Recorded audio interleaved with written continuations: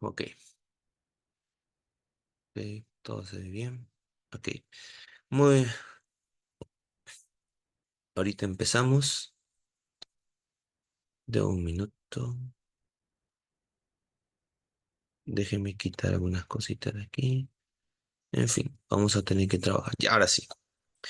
Eh, listo, ahora sí. Ok, muy buenas tardes con todos, o muy buenos días, o muy buenas noches. Mi nombre es Ronaldo López. Voy a hablar sobre los enfoques psicoterapéuticos. Vamos a hablar sobre lo que es el enfoque gestáltico, el enfoque cognitivo-conductual, el enfoque sistémica o sistémico y la psicoterapia breve. Para esto vamos a hablar sobre algunos temas, ¿no? O sea, el tema de los antecedentes, el tema de los referentes, el tema del contexto y el tema de las diferencias significativas y también las semejanzas que tienen cada uno, ¿no? En el tema de los antecedentes vamos a hablar sobre lo que, cómo surgió, de cómo empleó o cómo nació o cuáles fueron los primeros que emplearon esto.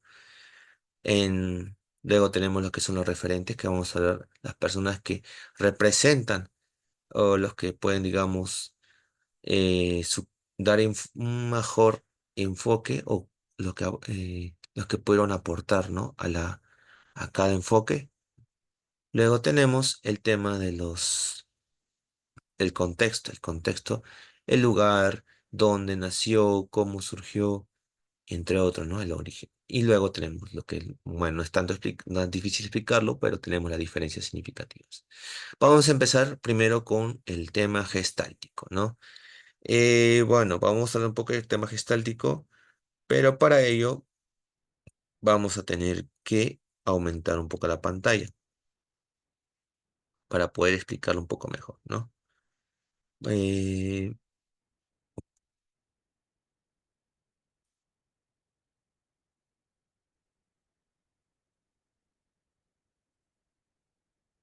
a ver, listo. Ok, vamos a hablar sobre el tema de gestáltico. Vamos a hablar cómo empezó en la historia de la psicología gestal, ¿no? Vamos a hablar un poquito, vamos a ver lo que tenemos aquí, ¿no?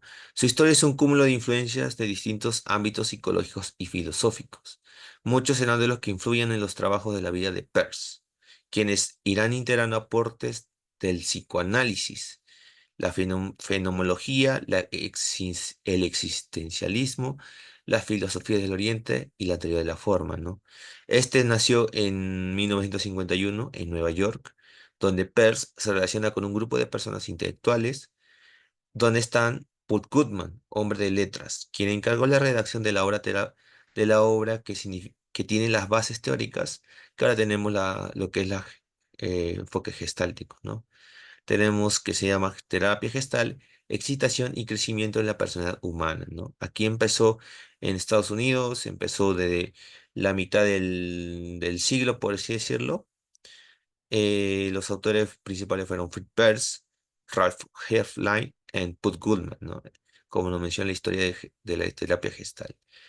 Tenemos que también Peirce toma el nombre para, digamos, hacer terapia, ¿no? Y de aquí donde nace, bueno, una de las conocidas como la psicología de la forma o percepción, ¿no? Cómo podemos ver o cómo podemos percibir, ¿no? Una de las escuelas de la investigación psicológica nacía en Alemania, desarrollada por los psicólogos Wermeidt en, en Kafka, en Kohler. Es un poco difícil pronunciar, es alemán, que estudiaban las leyes de la percepción humana, sus dinámicas y la presión. O sea, hay un tipo de influencias desde Alemania, ¿no? Por así decirlo, el tema de psicología de la forma o percepción. Esto no quiere decir que esto fue, digamos, creciendo un poco con digamos, eh, querían ver cómo se podía relacionar el tema de la psicología desde la forma de percepción junto, digamos, a las bases teóricas que están empleando en Estados Unidos, ¿no? Junto a Peirce, ¿no? En este caso, ya poco a poco ya digamos, estaba haciendo un, se estaba formando una combinación, por así decirlo. Ups, ups, me equivoqué. Ups, un momentito, un momentito, un momentito. Ahora sí, vamos con los referentes, ¿no? Acá nuevamente tenemos a a Max Weinberg. Es un poco que bueno, vamos a hablar un poco de su vida de él, ¿no? Que una de las personas que nació en Praga, estuvo en la Universidad de Würzburg, en la Universidad de Würzburg, por lo tanto, digamos, proveniente de una familia judía. Él habría utilizado el término gestal, época en la que enseñaba en la Universidad de Frankfurt como profesor, pero esto fue, digamos, poco a poco, quiso emplearlo gestal, tuvo un viaje mencionado en la historia de este autor, Max, que fue a través de un tren que se percató en la forma de cómo se percibía y agrupaba los estímulos, ¿no? O sea, digamos, tú estabas viendo y, ok, mirabas y percibías cómo tú podías, digamos, los estímulos visuales, qué tan importante podría ser, ¿no? Sin pensar, ¿no? O sea, lo que tenía más a la mano, por así decirlo, ¿no? O sea, esto está cerca, esto está acá, mira, esto me puede ayudar, esto no, o sea, empezó con el estímulos visuales, ¿no? El tema de ver qué cosa me puede, digamos, poder, digamos, ver el aquí y el ahora, ¿no? De eso se trata sobre todo el enfoque, ¿no? Ver el aquí y el ahora, los estímulos y ver cómo se puede, digamos, ser una forma de ayuda. Luego tenemos el otro cofundador de psicología que es Kofka. Bueno, es difícil pronunciarlo, que colaboró con el desarrollo de los principios y conceptos fundamentales de la escuela del pensamiento, ¿no? Tal como una corriente, como nace una alternativa a las miradas reduccionistas del estructuralismo y el funcionalismo, ¿no? Analizaban la experiencia perceptual de las partes aisladas, ¿no? La Gestalt desafía la idea, pues propone una visión más holística y compleja, buscando comprender cómo la mente organiza y da sentido a la percepción en su totalidad. En este caso se destacan lo que son las principales ideas principales de este investigador y psicólogo, ¿no? En este caso quería, digamos, la Gestalt buscaba desafiar, digamos, una visión más compleja y holística se refiere a un poco más, ok, tenemos que enfocarnos no solamente en lo que es la conducta del tema, sino ver más allá, ¿no? Ver no tanto otra alternativa para, digamos, no tanto estar esquematizado, yo lo que entendí, o sea, ser más, un poco más, no tanto a la fricción, como que, ok, de mi pasado va a tener que influir tanto mi presente y mi presente, o mi futuro, o sea, no, no tiene que estar tanto en bloques, simplemente tiene que ser, digamos, lo que tú puedes visualizar, lo que tú puedes entender, lo que tú puedes tener cerca a la mano, la hora que está presente, pues eso es lo más importante y lo que puede, digamos, sacar mejor provecho, ¿no? Pero también la gente no apoyaba en ese tiempo, ¿no? O sea, en ese tiempo la gestáltica fue un tema un poco polémico, así como el tiempo fue el psicoanálisis, que hasta ahora también es un poco polémico. Pero en ese tiempo no fue muy apoyado, ¿no? Fue un poco más como que, no, se debe basar en este, digamos, en las conductas, se debe basar en tu pasado, se debe basar, o sea, no tanto, ¿no? Lo importante es que también, lo importante es el presente y la percepción de uno cómo puede tenernos. O sea, a base de eso, pues, digamos, podemos ayudar al paciente o ayudar a la persona, ¿no?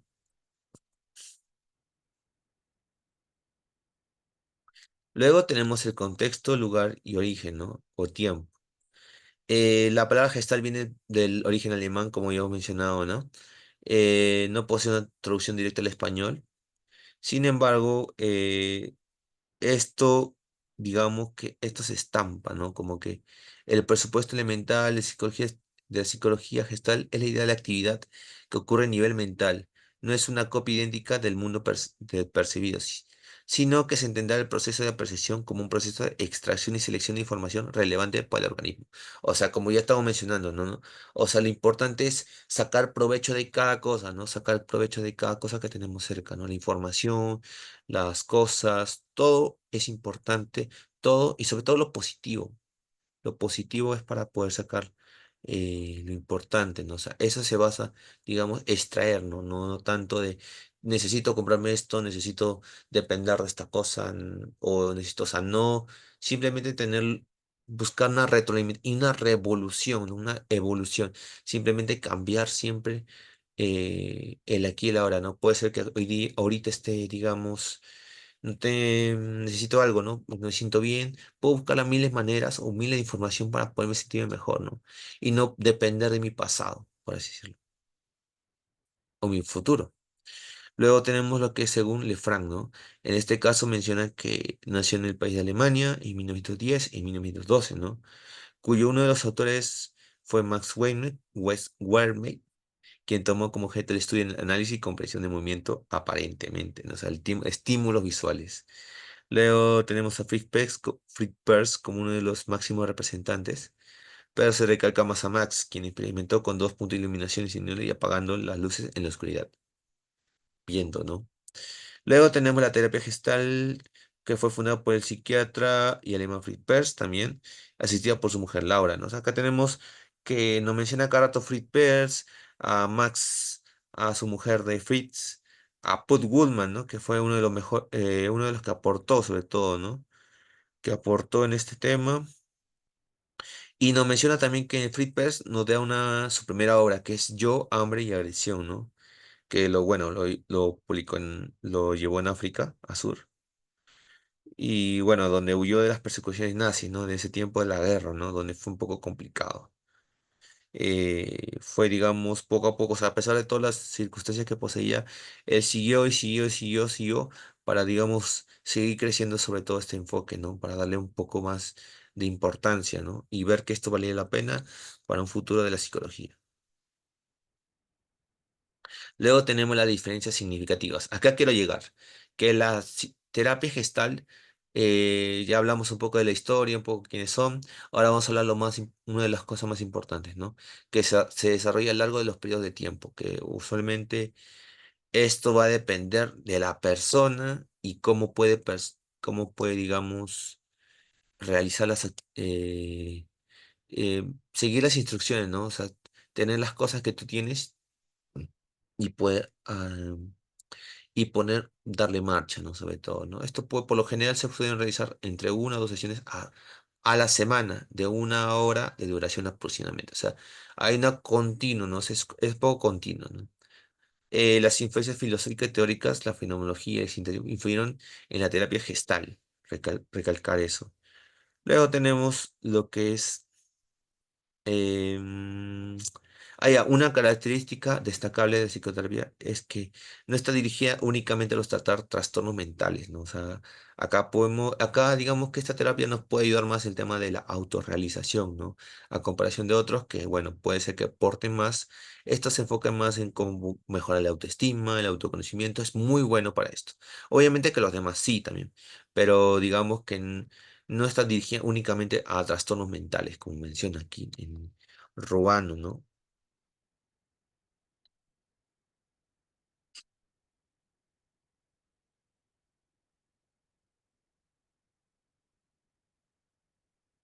Luego tenemos lo que es cognitivo-conductual. Bueno, la historia cognitivo-conductual, que viene desde la científica de Wundt, que bueno, viene a hablar de la ciencia de la psicología, considerado como un objeto de la investigación científica. En pocas palabras, fue una combinación entre el conductismo y el cognitivo, ¿no? O sea, en este caso, una mezcla para poder, digamos, dar la rienda a una de las corrientes, uno de los enfoques, por así decirlo, más utilizado, bueno, no más utilizado, ¿no? Podríamos decirlo, o unos que permanecen en el tema de la base científica, ¿no? O sea, que TCC es una de las corrientes, de los enfoques que tiene más prueba científica, más, pero sin embargo, todos los enfoques tienen su forma de tratar y todos tienen su historia, ¿no? Y es bueno respetarlo. Bueno, tenemos lo que el tema de las semejanzas utilizadas tiene una larga historia. Bueno, acá nos menciona que acá en los, antiguamente en Roma, trataban de curar a los que usualmente eran alcohólicos, le ponían arañas muertas en los vasos donde bebían, ¿no? O sea, como tratar de, ok, vas a volver a tomar, toma una arañita. O sea, y se lo tomaban y fue ahí donde comienza el condicionamiento aversivo, ¿no? O sea, ya empezó el tema del cognitivo conductual con el tipo de condicionamientos, ya empezamos a hablar de esto, ¿no? Luego viene el niño salvaje de Averroes, que, bueno, nos habla del tema de refuerzo positivo, retirada de reforzadores, el modelado y la investigación, ¿no? Perdón, la instigación, ¿no? El tema de siempre tratar de un refuerzo positivo, el tema de siempre modificar conductas. Bueno, es una de las teorías que más me gustó y busqué información sobre todo, ¿no? Bueno, hablemos de los referentes o los representantes, que es Aaron Beck y Albert Ellis. En este caso, Aaron Beck y Albert Ellis fueron uno de los principales referentes si tú buscas TCC, ellos te van a salir primerito, ¿no? Vamos a hablar de Aaron Beck, que fue un psiquiatra y psicólogo, generando su apellido a una de las terapias más significativas, ¿no? Que es la psicología clínica, como la terapia cognitiva de Beck, que es un tratamiento que enfoca los propios del pensamiento y la información, a la vez que tiene que arreglar con los comportamientos del paciente. O sea, estoy pensando, ok, con ese pensamiento puede ser miles de cosas diferentes. Hay que tratar de buscar otro enfoque y que este pensamiento lo realices en una conducta, ¿no? Y eso poco a poco lo implementó Aaron Beck.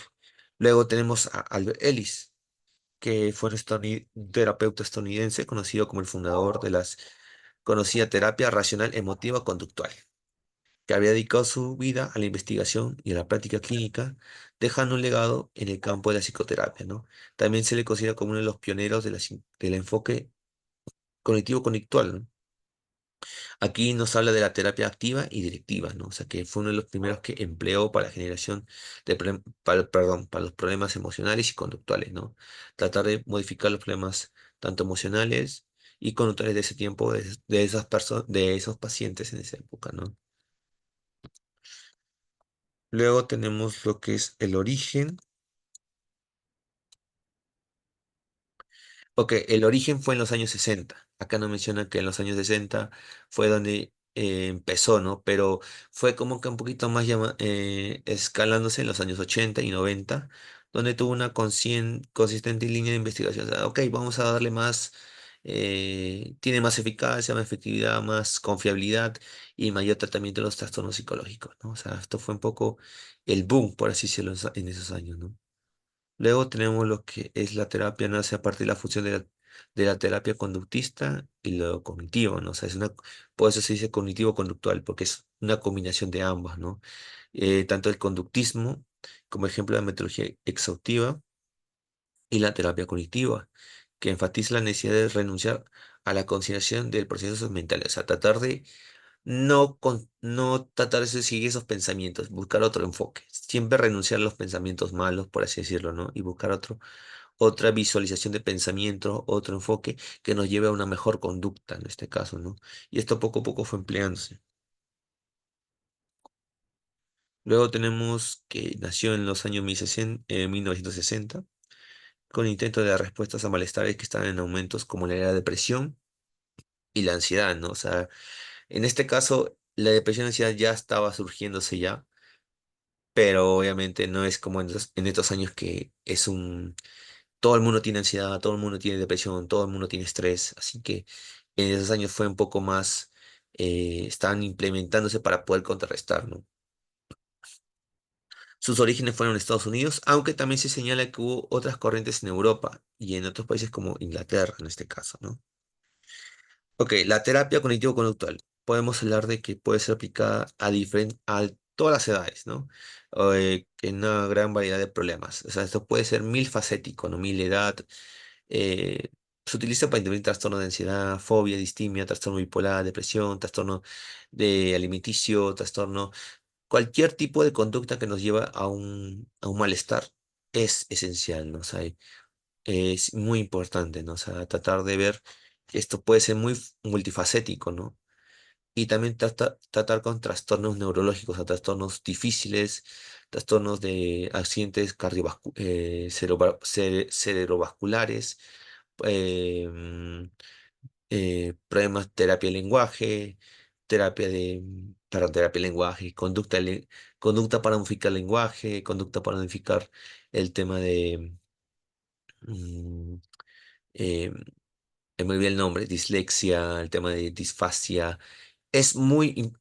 Lo bueno es que nos puede ayudar muchísimo, ¿no? Incluso trastornos psicóticos como la esquizofrenia, ¿no? O sea, esto también puede ayudarnos el tema de conducta. La conducta es lo que, digamos,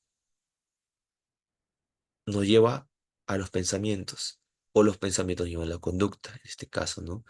Y esto obviamente es muy importante y obviamente ya se entiende por qué es más considerado la TCC como algo más científico, porque bueno, abarca más enfermedades, a más problemas mentales, a más baja autoestima, entre otros, ¿no? Luego tenemos lo que son obviamente lo que es método científico es más convalidado, ok, vamos a darte más mérito porque es más científico, ¿no? O sea, en este caso nos habla, ¿no? Que esta terapia es un poco más confiable, ¿no? Pero todos obviamente tienen su propio procedimiento. La terapia cognitivo-conductual suele centrarse en los problemas específicos, ¿no? En este caso, pero el terapeuta sobre todo te pide que hagas tareas, actividades, lecturas, prácticas. Es importante que el paciente realice la psicotarea, la psicoeducación, pero a través de actividades, ¿no? Es la diferencia de algunos que, bueno, en la sesión te pueden emplear, digamos, ok, en este momento quiero que hagas esto, y en la otra sesión, o sea, no te deja tareas post, ¿no? O sea, como digamos, este tratamiento quiero que lo sigas en casa y quiero que me cuentes cómo te fue, qué pensamiento tuviste. Es una de las diferencias más significativas que tiene el TCC, ¿no? O sea, que además, no sé si dejan tanto la importancia de las tareas después de sesión, ¿no? En este caso, ¿no?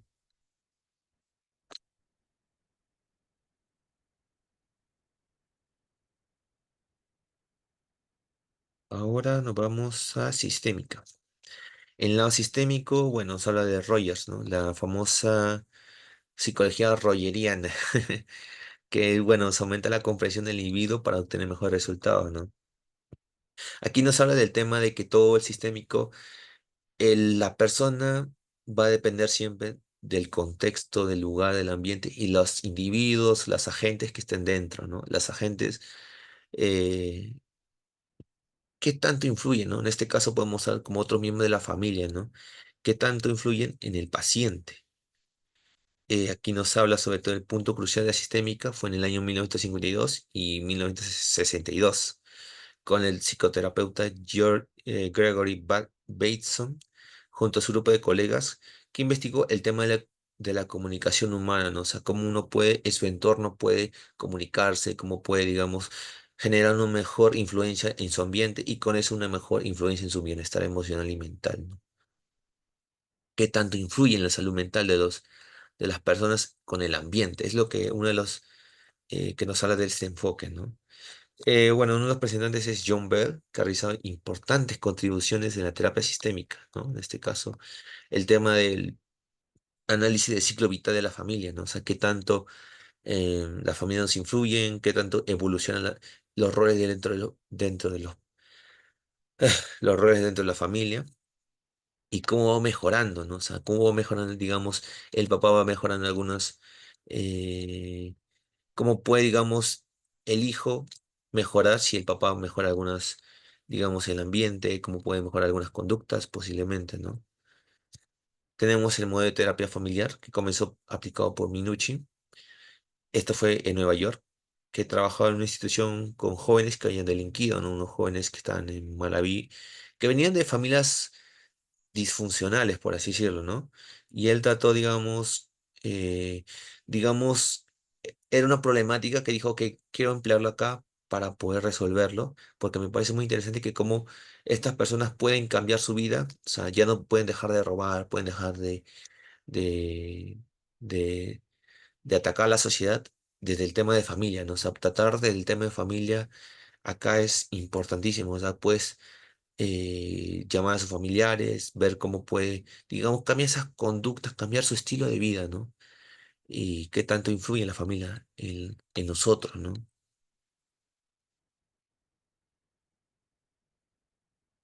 Ok, tenemos la que es la psicología sistémica.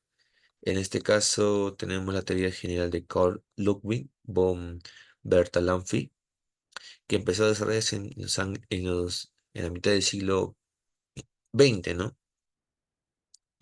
Aquí nos habla de los muchos conflictos emocionales, ¿no? A raíz de la socialización de psicología sistemática, ¿no?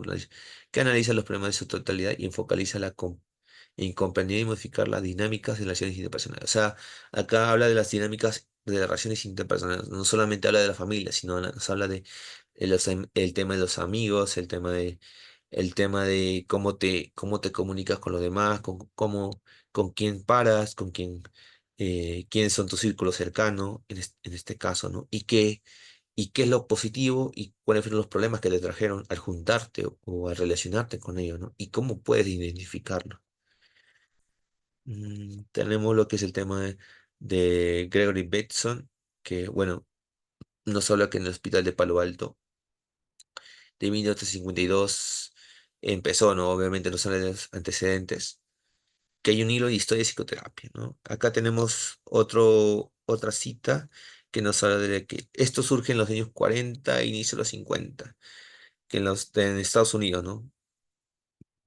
Con la insatisfacción profesional con los modelos que nos trabajaban con los distintos individuos sin considerar el contexto, ¿no? O sea, acá nos menciona el tema del contexto. Bueno, el tema es un poco largo, es un poco difícil explicarlo porque solamente nos hablan de esos pequeños extractos. Ok, tenemos la duración del tratamiento, ¿no? O sea, esto puede durar entre 10 sesiones aproximadamente, ¿no? Sin selección de patología, focalizando en la intervención del problema, ¿no? O sea, a través de técnicas activas y directivas, ¿no? En este caso. Siempre en estas sesiones va a haber el tema de las quejas de las personas, ¿no? O sea, el tema del mi mamá es esto, mi papá hace esto, mi hermano me obliga a esto y por eso yo me siento así, mi papá se siente así porque mi mamá le dice esto, ok, tenemos el tema de la no organización, ¿no? Y el tema de cómo podemos identificar las problemáticas grupales para darle un mejor enfoque, no solamente al individuo, sino también a los miembros de la familia, que solamente es un plus que tiene este tipo de terapia, ¿no? Acá menciona, ¿no? La principal característica de la terapia sistémica no trata solamente del individuo, sino trata también de cómo esta persona puede, digamos, aprende su ambiente y cómo puede darle mejor beneficio, ¿no? Parecido a gestáltico, pero este se enfoca en el ambiente, no tanto que en la información, sino se enfoca en cómo podemos darle un mejor contexto a nuestra situación. Contexto no solamente, ok, no solamente pensar en el ahora, sino pensar también en el futuro, ¿no? Pensar, ok, si mi mamá me habla así, yo trataré de conversar con ella, ver la manera, qué es lo que le molesta, qué es lo que puede incomodarle, y quizás mi papá puede dejar de, digamos, llamarme la atención y ya va generando una luz, ¿no? Una luz, una luz, una luz, y esas luces van juntándose y va a generar una mejor armonía dentro del contexto, ¿no? Y bueno, por ejemplo, ¿no? Acá tenemos el tema de la familia, la educación, las organizaciones, que no solamente se enfoca en la familia, sino también tema social, diferentes contextos, laboral, social, eh, universitario, con el tema de los compañeros, entre otros, ¿no? Ya vamos terminando, finalizando. Y nos vamos con la terapia breve, psicoterapia breve, ¿no? Que la psicoterapia breve nos habla de que es un poco más breve, es un poco más corto, por así decirlo, para los pacientes. Pero eso no deja de ser, digamos, de no tener validez o confiabilidad, ¿no? Es muy importante saber un poco de su historia. Acá tenemos que nos habla que desde que se inventaron el psicoanálisis, los síntomas histéricos definen el enfoque de su trabajo, ¿no?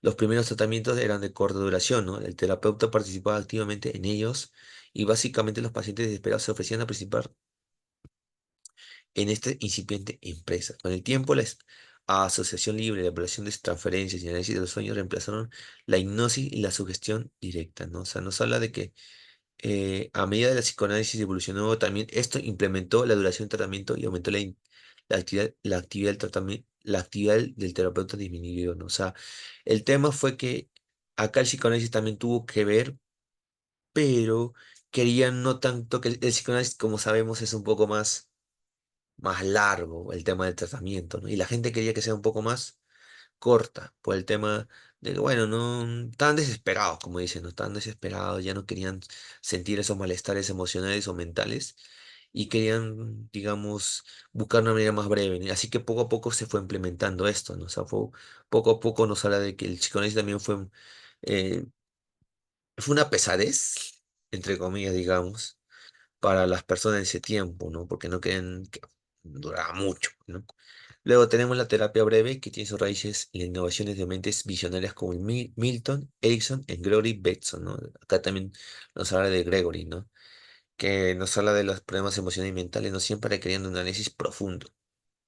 Acá nos da el psicoanálisis, ¿no? Y en su lugar descubrieron pequeños cambios estratégicos aplicados en el momento adecuado, no en el momento actual, en el momento adecuado, que podrían desencadenar una transformación significativa en la vida del individuo, ¿no? Aquí tenemos, ups, no sé qué pasó. Aquí tenemos a los máximos representantes, que es, bueno, los más referentes, que es Paul Watzlawick, Paul Watzlawick, Paul Watzlawick, que, bueno, nos habla del tema del terapeuta. Este trabajo propone un modelo basado en la lógica de formación, persistencia y resolución de problemas, y está influenciado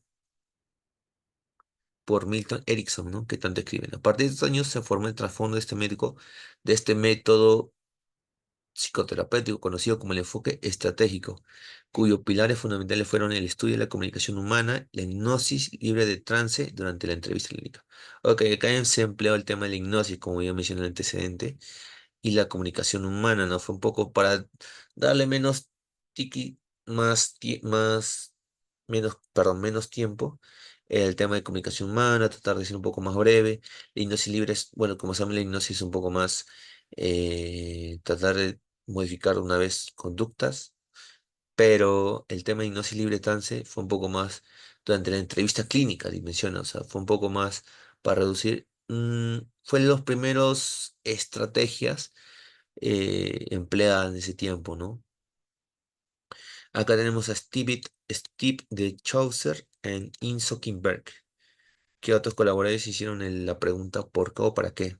Centrada en las soluciones. Acá viene el tema de psicoterapia breve, centrada en soluciones, ¿no? O sea, tratar de saber por qué me siento así, por qué me ataca así. Considerar que los problemas están escritos en el lenguaje. Siempre pregunta, ¿pero para qué? Siempre tratar de una reformulación, ¿no?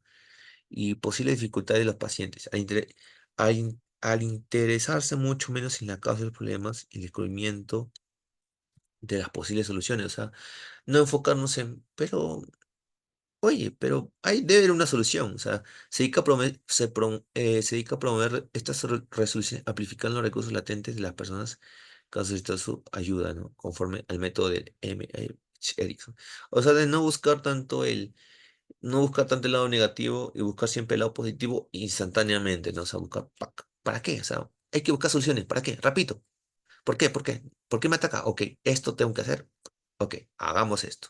Pero de una forma más breve, ¿no? Buscando el momento adecuado también. Luego tenemos el tema de... Ah, Nardone. Nardo o Nardon, no sé cómo se le pronuncia, ¿no? Pero es un italiano que menciona numerosos trabajos que investigué sobre el tema de la terapia breve estratégica. Acá, Giorgio Nardon, que se consideran como una referencia para el trabajo de la psicoterapia, ¿no? Ha realizado intervenciones psicoterapéuticas a base de esta modalidad este enfoque psicoterapia breve, ¿no?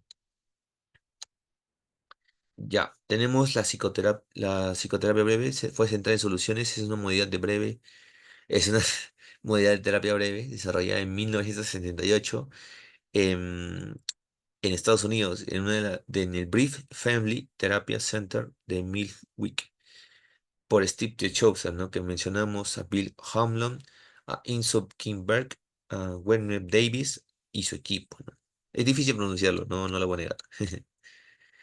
Luego tenemos lo de los orígenes, ¿no? Que nos menciona que aquí nos habla desde el Instituto Palo Alto, California, hasta nuestros días, permanece difundiendo conocimientos estratégicos a nivel mundial. O sea, que esto sigue en plena evolución. No es que, digamos, se quedó o sea, no, sí sigue aportando mucho, ¿no? O sea, de la escuela de Palo Alto se realiza que demostraron cómo las interacciones humanas pueden producir patologías, cambiando el foco de atención de la psicoterapia, ¿no? De lo intrapsíquico a lo interracional, permitiendo la formulación de intervenciones terapéuticas basadas en estos hallazgos, dejando al lado modelos basados de la inconsciente, psicoanálisis, los neurotransmisores, neuropsicología y los traumas de la primera infancia, ¿no? Acá ya podemos hablar de muchas cosas, ¿no? O sea, nos habla de que busquemos lo más racional, busquemos eh, lo más positivo, lógicamente racional, o sea, no tanto permitiendo de lo pasado. Se analiza la evolución y desarrollo desde Palo Alto, nuevamente menciono desde hasta la creación del centro en Arezzo, en Italia. O sea, esto ya fue un poco, ya fue desde Estados Unidos hasta Italia en este caso, ¿no? Bueno, ya mencionamos el tema de la historia. Ahora nos vamos a lo último, ¿no? Que es, ¿cuáles son las diferencias? La cantidad de sesiones y duración depende mucho del profesional y sus métodos, aunque de manera general no son muchas sesiones y los tiempos son muy cortos, ¿no? Normalmente los números de sesiones se encuentran entre 6 y 20 sesiones, y aunque algunos casos sean, en que algunos casos, según las psicopatologías, pueden ser hasta 40 sesiones. Ojo, o sea, de que no es tan, de que, digamos, uno pensaría que el psicoanálisis fue un poco más largo, pero ese también tiene su duración, o sea, no es tan largo a comparación del psicoanálisis, ¿no? O otros enfoques, pero también tiene su duración aproximadamente que no es muy baja, ¿no? Es regular. Luego tenemos el objetivo, son diversos, siempre buscando el paciente se aleje o deje de centrarse de la misma visión del problema, o sea, racionaliza, busca otra forma, busca otro enfoque que te puede llevar a otro mejor, a otro bienestar, o sea, no, el terapeuta intenta aumentar el abanico de elecciones de la persona atendida, o sea, busca, ok, puedes buscar esta solución, pero siempre dependiendo, no tanto de aconsejar, sino el tiempo de buscar las opciones que el mismo paciente plantea, ¿no? O sea, que también darle esa facilidad, ¿no? Que las mesas siempre han buscado y que por lo general se vuelven parte del problema como un círculo vicioso. Tratar de no buscar, digamos, este problema, no vuelva a este problema, ¿no? O sea, perdón, este problema no sea una consecuencia de este problema, sino buscar que se desvincule toda esta línea de problemas y así poco. Bueno, y el último concepto, tenemos que la psicoterapia breve es un modelo de terapia que busca solucionar los problemas de manera más rápida, eficiente y menos dolorosa, hablando emocionalmente o mentalmente. Bueno, emocionalmente, ¿no? Más que nada, ¿no? Y bueno, ahora nos vamos con la semejanza, ¿no? La semejanza de los cuatro enfoques. Que, bueno, los cuatro enfoques, aquí hemos citado a Suja, que nos menciona, los enfoques psicológicos son perspectivas o marcos teóricos de las cuales tú miras, siempre va a comprender al ser humano y su dinámica, ¿no? Y que cada psicoterapia trabaja desde su propio enfoque, ¿no? O sea, desde uno de estos enfoques, o sea, tiene una relación siempre y cuando sea compatible entre sí, o sea, todos tienen digamos, todos comparten de que siempre van a permanecer en el objetivo de buscar una dinámica diferente para el ser humano, ¿no? O sea, buscar un mejor enfoque, tal cual, ¿no? Un mejor enfoque. Pero obviamente son diferentes maneras de cómo se llega, ¿no? Poco a poco, a base de leer y discutir, de conversar, reflexionar y la experiencia como psicoterapeuta, me he reconciliado con todas las orientaciones. Ahora entiendo que todas las orientaciones son válidas y que no hay ninguna que tenga la verdad absoluta. O sea, no podemos decir que una es mejor que otra, o no podemos decir que el TCC es mejor que el psicoanálisis, o que el gestal es mejor que el sistémico, o que el breve es mejor que el narrativo, no. Todos, todos tienen su forma de ayudarnos, o sea, no puedes juzgar o decir que este va a ser el único que va a ayudar a todos, o este sirve y lo demás no sirve, ¿no? O sea, siempre todos pueden, los cuatro pueden complementar, en este caso al psicólogo, ¿no? Pueden complementar a la ayuda del paciente. Y como usted, y como la profesora bueno, como la docente había explicado, los problemas van a variar y en este caso van a depender qué enfoque podemos emplear y qué enfoque va a dar un mejor rendimiento o mejor proceso de sanación, ¿no? En conclusión, acá tenemos un pequeño datito que es, en conclusión, El enfoque cognitivo-conductual y el enfoque sistémico son dos corrientes importantes en la psicología. Ambos se enfocan en el estudio de procesos mentales y de las interconexiones entre los elementos de un sistema. Han demostrado ser muy efectivos en tratamiento de diferentes problemas de salud mental. O sea, acá nos menciona que cada uno tiene su forma de ser y cada uno tiene su, digamos, su proceso de sanación, pero no van a aparecer a la misma hora, o al mismo tiempo, al mismo mes, o al mismo año. No, no necesariamente. Va a depender siempre del paciente, del cómo va el psicólogo a emplear los enfoques y las técnicas, que es muy importante, y cómo también se va a desarrollarle la sincronía, ¿no? Entre el paciente y el psicólogo, ¿no? Porque sobre todo puedes saber muchas técnicas, puedes saber, pero si no sabes ponerlo en práctica o si no fluye, como se dice, ¿no? Si no fluye, pues también va a depender, ¿no? De cómo el paciente va mejorando en su tratamiento psicológico. Y bueno, eso sería todo.